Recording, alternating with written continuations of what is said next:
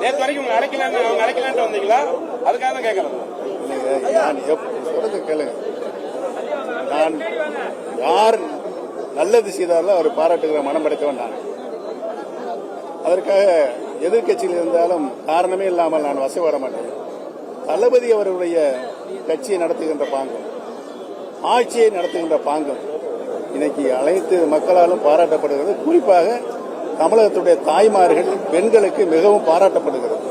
அதற்காகத்தான் நான் வந்தேன். இது காலதாமதம். நீங்கள் மேற்கொண்ட தர்ம யுத்தங்கள் தோல்வியில் முடிந்தது. நான் இன்றைக்கு திமுகவில் இணைந்திருக்கிறேன். கடந்த காலத்தை பற்றி எனக்கு கவலையே இல்லை.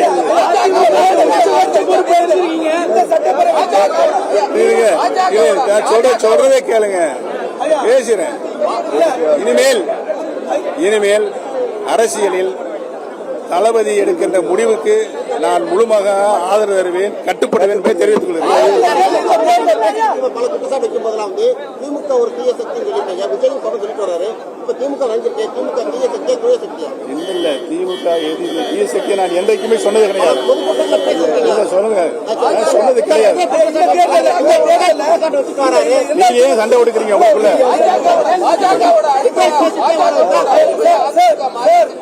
தொடர்ந்து குற்றச்சாட்டு வச்சுட்டு இருக்காங்க. செயல்பாடு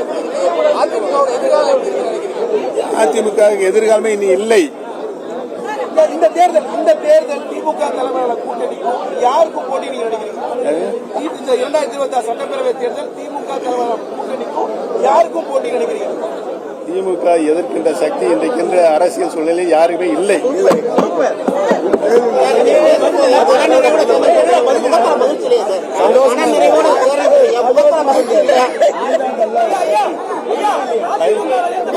பைத்தியம் தான் பொழுதுக்கு சிரிச்சுக்கிட்டே இருப்பாங்க. நான் பைத்தியம்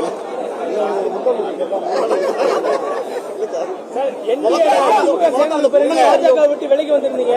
பலமுறை நீங்க பாஜக மூத்த தலைவர்களை